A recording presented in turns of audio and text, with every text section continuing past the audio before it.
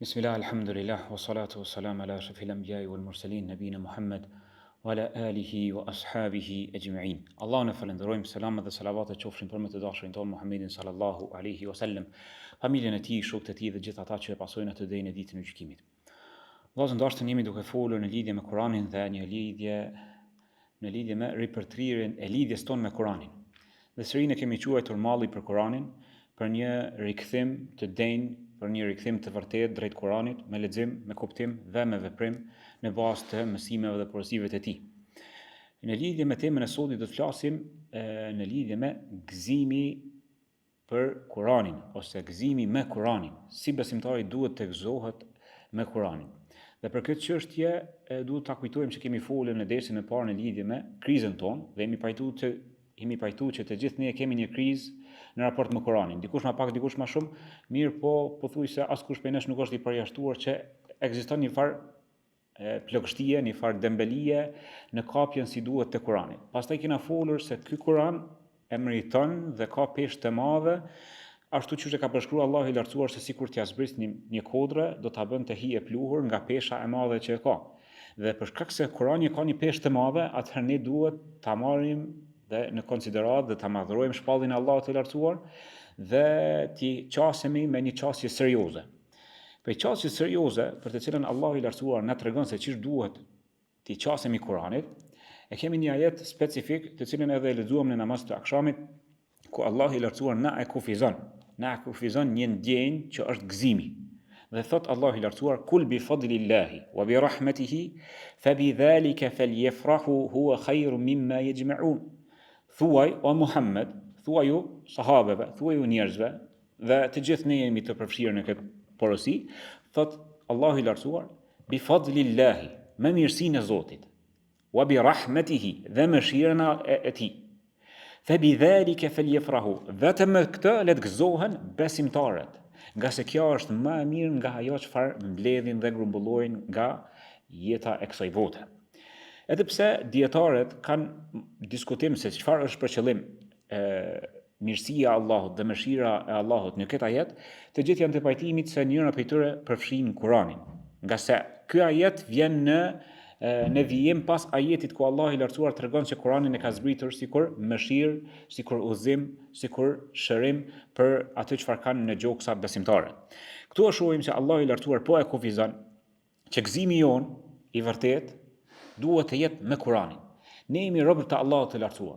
Ne jemi robër të Allahut të lartësuar dhe Allahu është Zoti jon, është sunduesi jon, krijuesi jon dhe atij i takon me na tregu urdhrat dhe kufizimet se si duhet të veprojmë dhe ne duhet t'i bindemi atij. Allahu i lartësuar po na thotë që ne vetëm me Kuranin duhet të gëzohemi.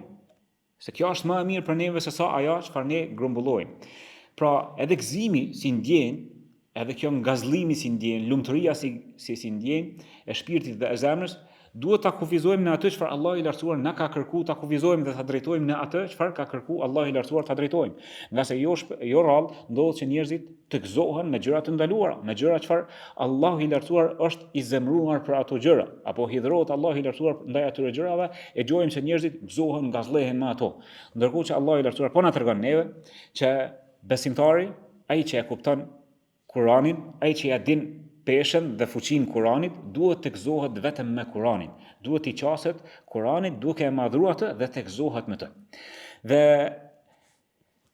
besimtari kur i drejtohet fjalës së Zotit, e kupton që nga dashuria e plot për Allahun e lartësuar, nga besimi i përkryer i besimtarit, është që të gëzohet me atë çfarë Allahu i lartësuar gëzohet. Është që të gëzohet me atë çfarë Allahu i lartësuar gëzohet dhe me atë çfarë Allahu i lartësuar e don. Allahu i lartësuar ka përmendur në Kur'an një gëzim të ehlu kitabit, të idhtarëve të librit, nga besimtarët prej të krishterëve dhe të hebrejve. Thot Allahu i lartësuar në surën Ra'd: "Walladhina ataynahumul kitaba yafrahuna bima unzila ilayk." Ata të cilëve ju është shpallur libri, pra idhtarët e librit, hebrejt dhe të krishterët, gëzohen me atë çfarë të shpallet ty. Gëzohen me atë çfarë të shpallet ty. Për çfarë është fjala? Është fjala ku kur disa ajete I kanë zbritur pejgamberit tonë sallallahu alaihi wasallam dhe këto ajete kanë qenë, këto porosi, këto mesazhe kanë qenë të gjendura në librat e tyre, janë gëzuar për një gjë të tillë. Ndërkohë që folja e përdorur në këtë ajet yefrahune tregon për një kohë të tashme që është në vazhdueshmëri. Tash pyetja, a duhet besimtari të ndalet nga ky gëzim me Kur'anin, a ka mbarukja ndjenjë e gëzimit me zbritjen e Kur'anit, apo duhet ta shoqëroj besimtarin gëzimi vazhdimisht sa herë lexon Kur'an? Padyshim është e dyta, që besimtari duhet të gëzohet dhe ta kërkojë gëzimin e tij në leximin e Kur'anit. Ai besimtar që e merr dhe e lexon Kur'anin, e shijon leximin e tij, I kupton mesazhet e Rabbul Alaminit dhe I mediton porositë e Allahut të lartësuar dhe e lufton nefsin e vet që t'i zbatoj ato urdhra, I tilli gëzohet në jetën e kësaj bote që Allah I lartësuar po ja mundson mi kuptu disa ajete, të cilët nuk I ka ditë më herët, po ja mundson që mi zbatu disa ajete dhe po ja mundson që t'ja u mësoj të tjerëve dhe të reflektoj në bazë të urdhrave dhe ndalesave të tij.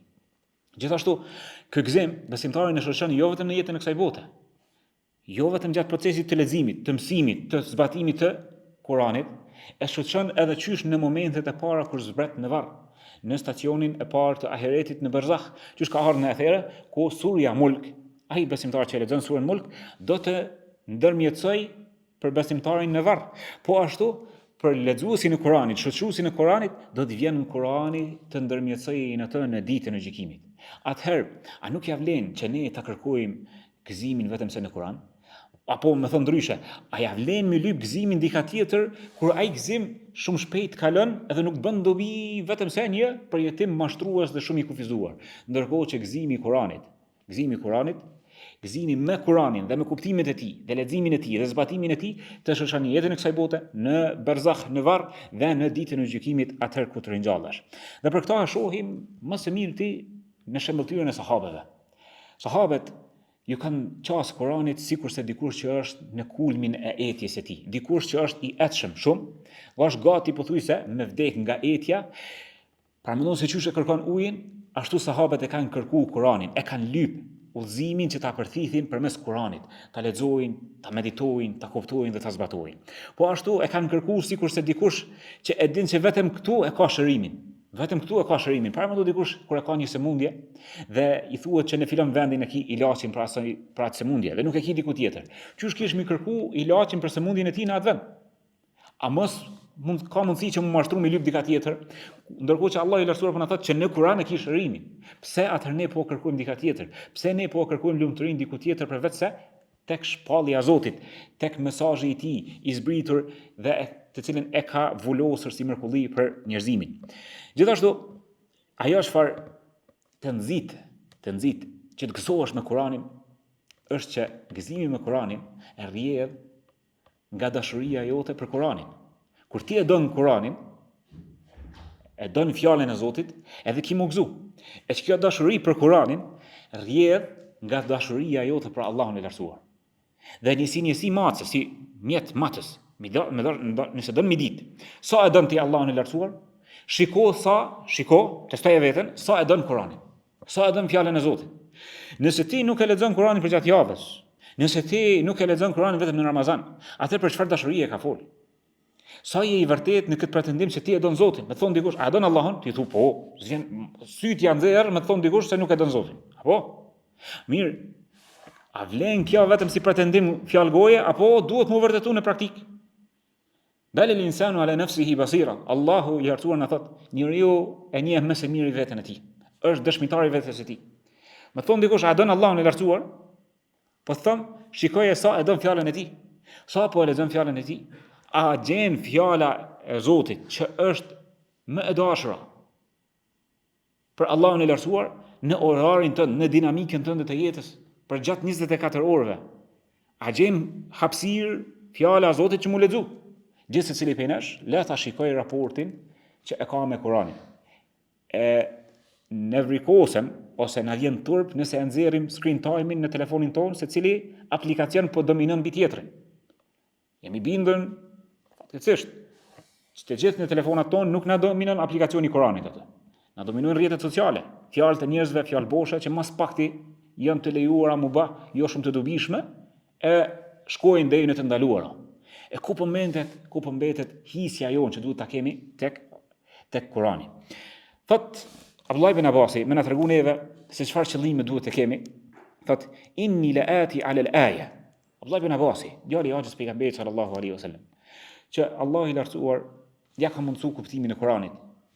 Ja ka mundsu mësimin e Kuranit për shkak të duas që pejgamberi sallallahu alaihi wasallam e ka bërë për ta.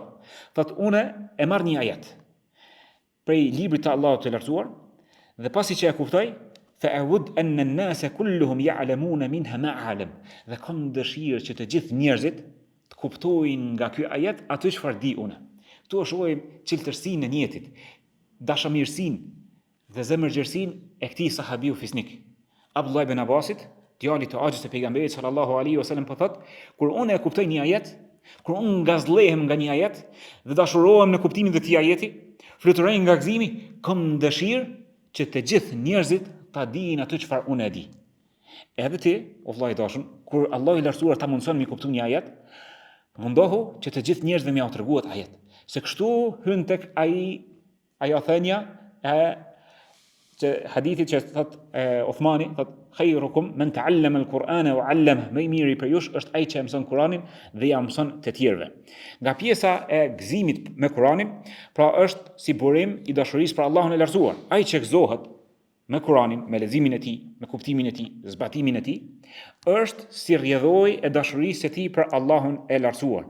Mandaj Allahu i lartësuar po na thot kul bi fadlillahi wa bi rahmetihi fa bidhalika falyafrahu huwa khayrun mimma yajma'un. Thuaju që me mirësinë e Allah, me mëshirën e tij, vetëm me këtë le të gëzohen besimtarët, nga se kjo është më e mirë nga ajo çfarë përmbledhi, çfarë e mbledhin nga dynjaja.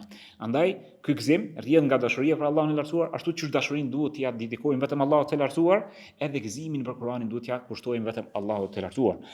Në një thënie tjetër thot Abdullah ibn Mas'udi thot men ahabba al-Qur'ana fa huwa yuhibbu Allaha wa rasulahu.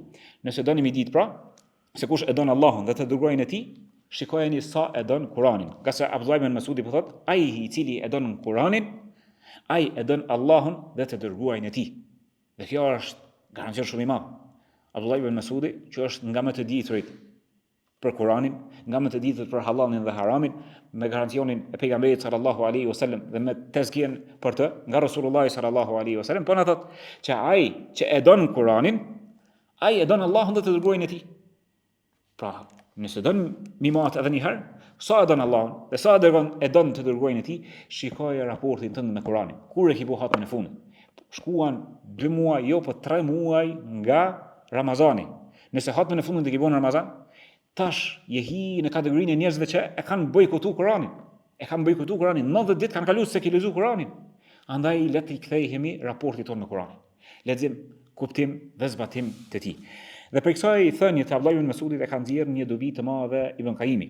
Dhe thot ata të cilët nga shenjat e dashurisë për Allahun e lartësuar, nga shenjat e dashurisë së Allahut të lartësuar, që robi e don Allahun e lartësuar, dhe sa Allahu i lartësuar e don robën, është nga shenjat se sa e don njeriu Kur'anin, se sa e don njeriu Kur'anin. Atëherë thot shikoje pozitën që ka Kur'ani në zemrën tënde dhe ti e kupton pozitën që e ke tek Allahu i lartësuar dhe po ashtu e kupton se sa e don për një mend Allahun e lartësuar. Gjithashtu nga pjesat apo nga reflektimi ku shfaqet që ti gëzohesh me Kur'anin, se e ke marrë si udhërrëfyes të vetëm dhe adhuron Allahun e lartësuar përmes tij, është që besimtari mjaftohet me Kur'anin dhe me Sunetin kundrejt shkencave të tjera. Po ashtu nga gëzimi i besimtarit me Kur'anin është që mërzitet që një sure e caktuar po përfundon shumë shpejt. Mërzitet që imami nuk e zgjati namazin, po lexoj me sura të shkurtra, ka qejf që të thellohet në dëgjimin e Kuranit. Pra besimtari kur gëzohet me Kuranin, nuk është kjo vetëm fjalë goje, duhet të manifestohet në zemër, të gëzohet qasja me Kuranin. Kur ti e kap Kuranin, mos mi kap me dembeli, po mi kap me shumë ngazllim, sa Allahu i lartësuar të ka nderu, të ka vendosur në mesin e veçantë të robërve të tij të përzgjedhur që po kapin Kuranin, po lexojnë Kuranin, po mësojnë Kuranin, po e dëgjojnë Kuranin. Pra e ke një raport shumë më të mirë, shumë ngazlyshëm, shumë duke fluturuar për gëzimit që Allah i lartësuar po ta mundson mi kap Kuranin. Allahun e lutim që të na ripërtriket ndjenjë dhe të na mundsoj që sa herë ta kapim Kuranin, Kurani të gjej vend në zemrën tonë, Allah i lartësuar të shënë në zemrën tonë një farë gëzimi, një farë lumturie që po e kapim Kuranin dhe vetëm me këtë të gëzohemi që Allah i lartësuar po na nderon ti qasemi dhe ti përkushtohemi Kuranit. Ndërsa ata të cilët nuk e dojnë Kuranin, Kurani i vjen vështirë. Gjën më të vështirë ka që mi marr disa faqe mi lexu. I do këtë thuti disa minuta mi lexu nga Kurani, do këtë thuti ku me ditë sa orë i shkuan. Kur ta këshyr, hasti ka shku 2-3 minuta. Dhe kjo është nga dobësia e dashurisë për Allahun e lartësuar dhe dobësia e dashurisë për fjalën e tij, andaj edhe i vjen rënd. Sa më lehtë që të vjen Kurani, kjo është shaj e mirë. Edhe kjo duhet ushtrim, se shejtani nuk ta shton të pinë kush që ti mi lexu Kuranin. Ta bën gjën më të rënd. Këtë punë ti mbledh çatëherë kur ti don me lexu Kuranin. Ama ti duhesh me luftu me kërku mbrojtje tek Allahu i lartësuar, derisa Allahu i lartësuar të sheh sidq, të sheh sinqeritet që e ke për iman në zemër, atëherë Allahu i lartësuar ta mundson një qasje tjetër me Kuranin. Gjithashtu një kuptim tjetër çfarë duhet ta kemi parasysh në ligjëratën e Zotit është që Allah i lartësuar Kuranin e ka quajtur la kitabun aziz, një libër i madhrishëm, një libër krenar, një libër madhështor me peshë të madhe. Dhe nga kjo çfarë rrjedh se Allah i lartësuar ka quajtur librin e tij një libër madhështor, një libër krenar dhe fisnik me shumë peshë, është që ky libër, ai që e lexon dhe e kap si duhet, densisht, dhe ashtu siç e meriton, e trashëgon të kë madhështinë dhe krenarinë. Kuptim tjetër i këtij përshkrimi që Allah i lartësuar ja ka bërë Kuranit është që ai që nuk e madhron Kuranin, Kurani nuk ja hap thesaret dhe sekretet që i ka. Është libër i madhrishëm dhe duhesh ta madhrosh Kuranin dhe t'ja japësh kohën më të mirë që e ke Kuranit. Nuk mjafton me ajo të pricën e kohës çka ka me 24 orëve Kuranit nëse gjon atë një 10-15 minutash. Jo, duhesh me ajo kohën ajkën e kohës Kuranit që Kurani mi hap ato thesaret dhe sekretet e kuptimeve për ty. Dhe kjo është nga madhështia dhe krenaria që e ka Kurani. Thot Uthmani, dhënri pejgamberit sallallahu alaihi wasallam, njëri prej halifeve të drejtë të përgëzuar me xhenet. E thot një thanje për me tregu vlerën dhe madhështinë e Kuranit që ta kuptojmë në drejt. Thot law anna qulubana tahurat ma shabiat min kalami rabbina. Thot sikur zemrat tona të ishin të pastra. Sikur zemrat tona të ishin të pastra, nuk do të ngopeshin nga fjalët e Zotit ton. A keni pa dikush që është i jetshëm, pin ujë, mirë po nuk ngopet. Thot çem ka ngina, s'jam ka di mungi. Kjo ndjenjë, Uthmani po na thot, e shoqëron besimtarin vetëm me një kusht, sikur zemra të ishte e pastër. Pra në pyetje nuk është koha, që ne as kemi kohë për Kur'an. Nuk është një pyetje se shumë mi të nxonë.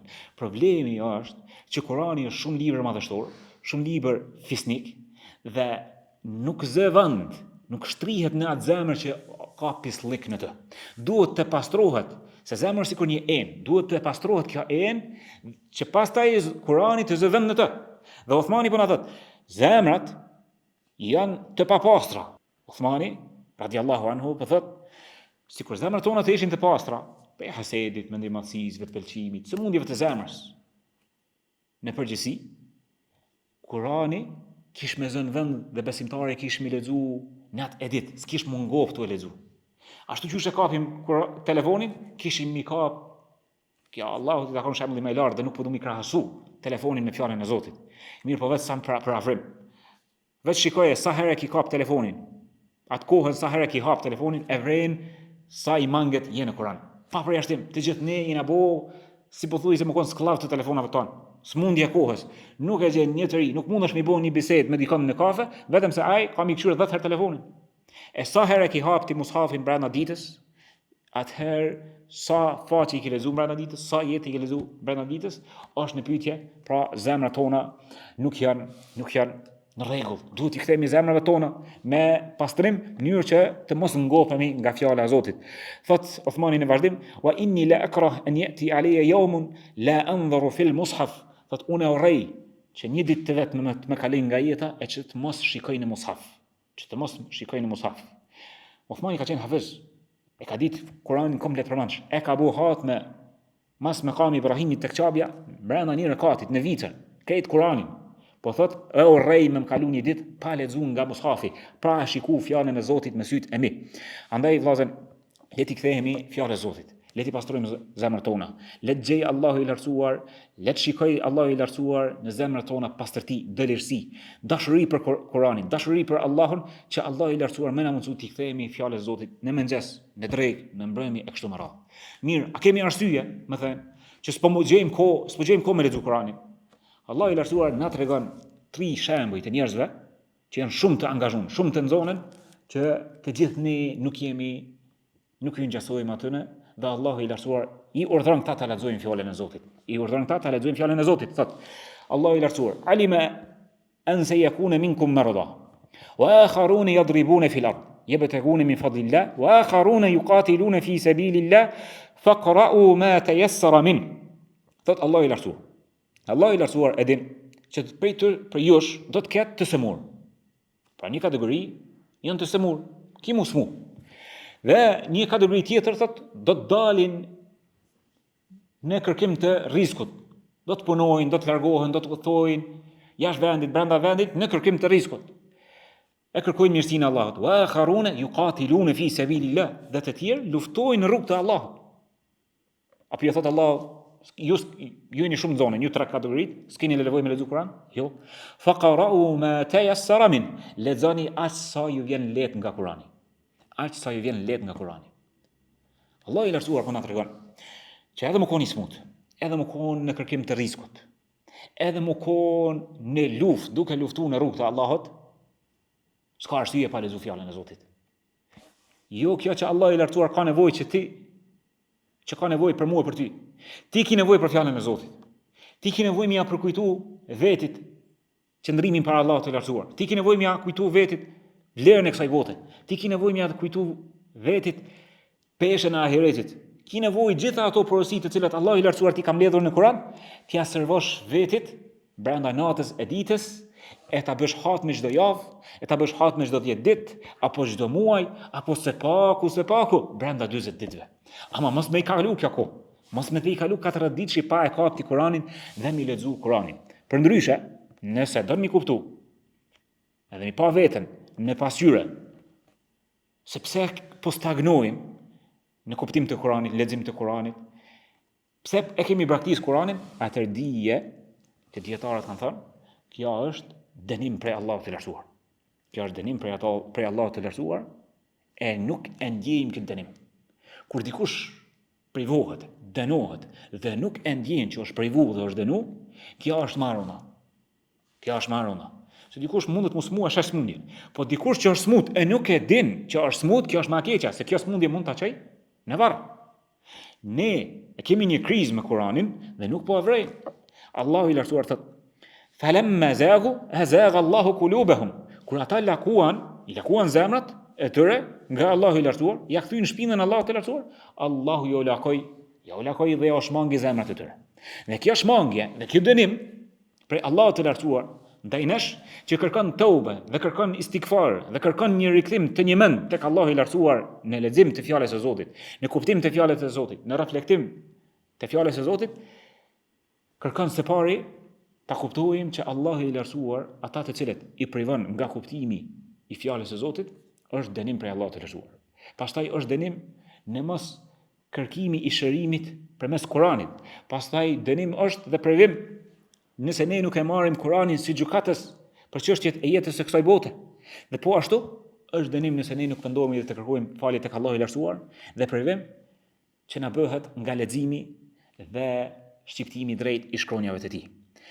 Nga se Allahu i lartësuar thot si pjesë e dënimit: "Sa'asrifu an ayati alladhina yatakabbaruna fil ardi bighayri al-haqq wa in yaraw kulla ayatin la yu'minu biha." Allahu i lartësuar thot: ata të cilët tregojnë mendje mdhënj, pra kanë sëmundje në zemrat e tyre, dhe zemrat e tyre nuk janë të pastra, do t'i shmangi, do t'i privoj nga kuptimi i ajeteve të mia, të fjalës së Zotit, edhe kur t'ju shfaqen para syve, la yu'minu biha, nuk kanë me besu, nuk i besojnë. Thot njëri prej selefit, Sufjan ibn Uyeyne, thot Allahu i lartësuar i ndëshkon në mos kuptim të Kuranit, për shkak të mendjemadhësisë të tyre që e treguan. Për shkak të mendjemadhësisë të tyre ndaj shenjave të Allahut, ndaj ajeteve të Allahut të lartësuar, që e shfaqin këtë sëmundje të vetpëlqimit, ju hin vetja në qef, hundën përpjet, rrisin mendjen, Allahu i lartësuar po thot, do t'i privoj nga kuptimi i ajeteve, dhe kur t'ju shfaqen sheshazi, dukshëm, sa që edhe një fëmijë kish mi kuptu, ata nuk i kuptojnë ato. Ato nuk i kuptojnë. Pra thot Sufjan ibn Uyeyne, pra Allahu i lartësuar ende shkon dikë në mos kuptim të Kuranit. Ende shkon dikë në mos kuptim të Kuranit. Si pjesë që ne nuk e vrejmë, që jemi të ndëshkuar, është që ne e lexojmë Kuranin, madje lexojmë surën Fatiha, dhe kur themi ihdina siratal mustaqim, o zonë në rrugën e drejtë, ghayril maghdubi alihim wala dallin, jo në rrugën atyre të cilët e morën zemrimin tën, hidhrimin tën, dhe jo në rrugën e atyre të cilët janë të humbur, të hebrejve dhe të krishterëve dhe të kush ju ngjason atyre, edhe pse ky ajet ju dedikohet atyne, ne kur i lexojmë ajetet të cilat ju drejtohen të krishterëve dhe hebrejve dhe ehlu kitabit në përgjithësi dhe jo besimtarëve në përgjithësi, e largohem nga mendjat që ne kena mundësi me ju ngjasu atyre dhe e privojmë veten nga kuptimet që janë të përgjithshme. E privojmë veten nga kuptimet që janë të përgjithshme. Allah i lartuar kur e ka përmend në surën Fatiha, e ka përmend pastaj dhe ka shpjeguar gjendjen e jo besimtarëve nga ehlu kitabit në surën Bakara. Allah i lartuar na tregon në rrugën e drejtë, në rrugën e kuj, në rrugën atyre të cilët Allah i lartuar i ka begatu për pejgamberëve, dëshmorëve të sinqertëve dhe vepërmirëve, edhe jo në rrugën e hebrejve dhe të krishterëve, dhe kush ju ngjason atyre, pra që ti marrim në vetit të tyre, ti mësojmë dhe mos t'ju ngjasojmë, e cilat janë ato që dominojnë si veti të hebrejve, e dinë të vërtetën, nuk e zbatojnë. E të krishterët e adhurojnë Allahun pa dije. A mos ndoshta ndonjëherë ne ju ngjasojmë atyre? Gjithsesi cili për nesh duhet ta shikojmë. Dhe këto e shohim ne kur ne e lexojmë Kur'anin pa kuptuar. Dhe ti nuk e kupton pastaj, a je i smut apo nuk je i smut në këtë pikë. Allah i lartësuar thot: "Wa man adlamu mimman dhukira bi ayati rabbih fa'arada anha wa nasiya ma qaddamat yadah." Allah i lartësuar në këtë ajet fol për jo besimtarët. Kush është më zullumqar, i cili përkujtohet me ajetet për Allahut të lartësuar, përkujtohet, pra Allah i lartësuar na zbret Kur'anin, neve me shpallje dhe me përkujtesë, na tërheq vërejtje nga kjo çështje, zbatoni këtë urdhër, respektoje këtë ndalesë. Thot Allahu, kush është më zullumqar që kur përkujtohet nga Allahu i lartësuar, i tërhiqet vërejtja, a'rada anha, ja këtë shpinën, nuk do të më ditë. I mshel vesht. Wa nasiya ma qaddamat yadah, dhe haron atë çfarë ka vepruar. E lexojmë në këtë ajet çdo të premte në surën Kaf dhe nuk reflektojmë as pak dhe duke menduar që kjo ajo ka i drejtohet të krishterëve, jo besimtarëve, hebrejve e judhitarëve, ndërsa nuk përfshihen muslimanët as pak. E kjo është padyshim si mungesë e çështjes tonë të drejtë ndaj Kuranit fisnik. Po ashtu tjetër ajet që Allah i lartësuar na thirr dhe na tërheq vërejtjen që ti qasemi drejt Kuranit. Allah i lartësuar thot: "Walladhina la yu'minuna fi adhanihim waqar wa hum 'alayhim 'ama ulaika yunadawna min makanin ba'id." Ata të cilët nuk besojnë, jo besimtarët. Fi adhanihim waqar. Veshët e tyre janë të shortër dhe janë të verbër. Ulaika yunadawna min makanin ba'id. Këta janë sikur mu thirr nga një vend i largët. Vini theksin dhe vini me vëmendjen tani që kjo fjalia fundit. Janë sikur se mu thirr nga një vend i largët. Ata ndodhet me të thirr dikush për i larg. Për një kodër, për fund të fushës, për skajtën skaj. Dhe vetëm e dëgjon si zo, po nuk e din çka ka thot. Nuk e din çka ka thot. Ai ndoshta ka thot jam duke vdek, o ndim, o kështu, ti se dëgjon veç si zo vjen. Po se kupton, se shumë larg. Vjen si zo, si jehon, si tingull, po nuk e kupton. Kjo është çështja jonë me Kur'anin. E dëgjojmë vetëm si zo, porosit e tij nuk na mrrin në zemër, se s'fi kuptojmë. Allah i lartësuar po na thot: falni namazin në përkushtim, rujuni prej kësaj, veprojeni këta, faluni natën, lexoni Kur'anin, ne vetëm si melodi, vetëm si zo, sikur se dikush që ka na thirr pislartje. E dëgjon Kur'anin, e kryen namazin, imami, assalamu alaikum rahmatullah, assalamu alaikum rahmatullah, nuk e dim cilën sure ka lexuar, cilët ajete i ka lexuar. Hajde, thu nuk po di arabisht. Kush privon më shkumi vet hoxhën, cilat ajete i lexova sonte se më pëlqyn shumë, po do mi qyr. Çfarë kuptime na tha Zoti në këtë namaz që e lexuam. Para mendoj ti mi bo, s'po them çdo ditë. Një herë në javë më anis, mi vet imamin, cilat janë ato ajete që i lexova, ti kthena ta kuptoj mesazhin e Zotit, për të cilën po falna. Prej që ju mëzu, je ka dëgjon fjalën e Zotit, je ka dëgjon si melodi, po ku janë çato porosi? Para mendoj tash ti, çai Zoti që ka tir pislarkti, çka duhesh më bëu për mi kuptu? Shimi shku afër. I frohesh afër, e dëgjon dhe e kupton porosinë e tij. Edhe fjala e Zotit do ka thot afroju. Ktheju Kuranit dhe kape me gëzim, me ngazllim, me energji.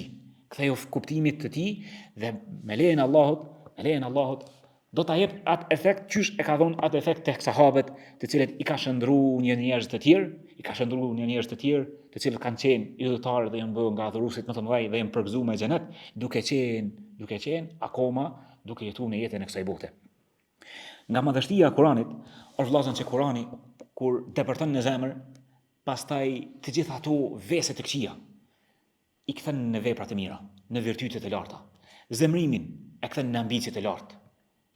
E kthen në xhelozi për fenë e Allahut të lartësuar. E kthen atë tiranin që e ki pas mbase në xahiliet, ta kthen në përulje dhe modesti për Allahut të lartësuar dhe ndaj besimtarëve. Atë urrëtin, atë ashpërsinë që ke mujt mi pas, kur Kurani depërton në zemër, e dëbën errësirën, i dëbën të gjitha ato sëmundje që kanë mujt me qenë, dhe i kthen në dashamirësi për të tjerët, bujari, dhe i shndron në vepra të mira dhe lulëzon çush e kemi komentuar në dersin e kaluar, që bëhet pranverë e zemrës dhe reflekton në gjymtyr vepra madhështore të cilat Allahu i lartësuar i don. Allahu i lartësuar thot: "Wa laqad yassarna al-Qur'ana lidhikri fa hal min mudakkir." E kemi lexuar Kur'anin, që mu lexu, mu kuptu. Veç a ka kush i çaset Kur'anit? Veç a ka kush që e lexon Kur'anin? Kur Allahu i lartësuar thot: "E kemi lexu." Allahu i lartësuar po tregon që vetëm ti duhesh mi bëu hapat e parë. Pastaj Allahu i lartësuar do ta lecon rrugën tënde në shtegun e Kur'anit. Ama ki mos provu. A ki për një ma, se ki për një ma. Ki mos provu. Thot një prej dietarëve, wirdi, pjesa ditore që e lexojmë në të Kuranit, ditën e parë është sikurse me hyp në majën më të lartë të bjeshkës. Shumë e rëndë. Pjesën e dytë është sikur me hongër një ushqim. Ditën e tretë është sikur një ëmbëlsirë. Ditën e katërt s'mundesh me najt pa to. Ta lyp, zemra ta lyp. Sa është ushqim i zemrës. Zemrën merë një gotë lëng, merë një lugë mjaltë. A ki që ushqen zemrën? S'ki që ushqen. A ushqen gjuhën, a ushqen barkun, ama zemrën ushqehet me fjalën e Zotit. Zemrën ushqehet me shpallje, nga se Allahu i lartësuar e ka zbritur Kur'anin në zemër. Thot Allahu: "Nazzala bihi ar-ruhul amin." E ka zbritur shpirti besnik, Gjibrili. "Ala qalbik", bi zemrën tënde, "li takuna min al-mundhirin", mënyrë që të jesh prej atyre që i tërheqin vërejtjen dhe këshillën, i këshillojnë të tjerët. Po ashtu, ajo çfarë ta kemi parasysh në lidhje me Kur'anin, Abdullah ibn Mas'udi thot: "Inna hadha al-Qur'an ma'dubatullahi, fata'allamu min ma'dubatihi mastata'tum." Abdullah ibn Mas'udi thot: Kur'ani është ma'dube i ka dy kuptime. Thot ma'dube me damme është gostia e Allahut të lartësuar. Thot lexo aq sa të kesh mundësi prej Kuranit. Abdullah ibn Mas'udi me këtë ether, me këtë thënie, që kuptimi atëherë i bjen, që Allahu i lartësuar në fjalën e tij është sikur se dikush që ta ka bën një gosti dhe ushqehesh me to. Dhe Kurani është ajo çfarë ty duhet si ushqim për shpirtin dhe për zemrën, lexoje sa më shumë. Përthethi udhëzimet e Kuranit sa më shumë, nga se aty e ki ushqimin të cilin Allahu i lartësuar ta ka përgatitur. Dhe si kuptimi i dytë është me debe, me fetha, është se në Kuran e ki këtë edebin. Stolesu me edebin e Kuranit, me edukatën dhe virtytet e Kuranit, nga se ato do të mjaftojnë. Dhe si bukuri tjetër e Kuranit që me ta shtun ngazlimin e Kuranit dhe kuptimin me të nxit, me të inkuraju që ti qasësh Kuranit, ta kapësh Kuranin me shumë seriozitet dhe të fluturosh nga gëzimi që ato qaste Allahu i lartësuar të kanë nderu, mi kalu me fjalën e Zotit, duhet mi pas parasysh madhështinë e fjalës së Zotit, në të cilën thot Muhammed Darrazi, një prej dietarëve bashkëkohor, ka vdekur, Allah pas mëshiru, në librin e tij An-Naba'ul Azim, lajmi i madh. Libër ky që është i përkthyer në gjuhën shqipe. Dhe jo propozoj që ta lexoni. Dhe tani këto ditë është panajë i librit, mund ta përsëritni online, është një libër që ta shton dashurinë për fjalën e Zotit. Dashurinë për Kuranin. Mahnitesh nga madhështia e Kuranit. Një pjesë të madhështisë që ky autor e përmend nga Kurani thot: merrni me mend sa madhështor që është Kurani. Kur ti i fol një njeriut që është i pashkolluar, apo që merr një fëmijë, a mund t'i flasësh me gjuhën e një intelektuali? Merr një fëmijë 5-6 vjeç. duhesh me ia thjeshtu shprehjet aq sa ai më të kuptu. Fjalët më të thjeshta që ai ka kuptu, që kur ti ja lexon, ai më të kuptu. Edhe ndodh me të pyet, çka i bën kjo? Tash merret që ai kish më kon rregull se këtij fëmije, këtij të pashkolluari, në shkollë fillore, mi fol me gjuhë të intelektualit, me gjuhë shkencore, s'kesh me qenë rregull, se nuk e kupton trunin e tij. Mirë, merret tash një intelektual të shkolluar me PhD, profesor doktor. Foli këtij me gjuhën e një fëmije. Kish me thonë, mos e më ofendo se ngritë gjuhën se e të kuptoj. Mos i thjesht ka të shumë, se unë kuptoj edhe më shumë. I kuptoj gjuhën edhe më të lartë. Thot merre fjalën e Zotit. Jo për krahasim, po Allah i ka shembull më i lartë. Fjala e Zotit është mrekullim veti. Një ajet është i drejtohet fëmijës, i drejtohet të rriturit, i drejtohet të pashkolluarit, të shkolluarit, robit, zotriut, mretit, sklavit, të gjitha shtreseve të njerëzve dhe të gjithë kuptojnë në bazë të mendjeve të tyre, në bazë të inteligjencës së tyre, në bazë të zemrave të tyre, të pastërtisë së tyre dhe në bazë të kapacitetit aq sa Allahu jau hap prej diapazoneve të kuptimit. Më thuaj tash ti mua, ku e gjen këtë shembull? Wallahi kërku tjetër përveç se në fjalën e Zotit. Wallahi kërku tjetër përveç se në fjalën e Zotit. Andaj Allahu i lartësuar thotë: "Wa laqad yassarna al-Qur'ana lidhikri, fa hal min mudakkir." Ja kemi lexuar Kur'anin, kuptimin e Kur'anit, leximin e Kur'anit, andaj a ka kush e kupton ata dhe kush i qaset atij. Edhe një thani tjetër të Abdullah ibn Mas'udit. Abdullah ibn Mas'udi, që është nga shoqëruesit më të mëdhenj të Kur'anit, thotë qira'atul Qur'an ahabbu ilayya min as-sawm. Thotë leximi i Kur'anit për mua është më e dashur se sa agjërimi. Abdullah ibn Mas'udi thotë më e dashur për mua është me lexu Kur'anin se sa agjërimi nafile pra. Vullnetar, s'po bëhet fjalë për agjërimin obligativ. Megjithëse jam i bindur se atë ky ka pas agjërimin nafile. Po, më na tregon neve që më shumë i japi përparësi kur duhet më shty, a më lexu Kur'an, a më agjëru, më i japi përparësi Kur'anit se sa agjërimit nafile.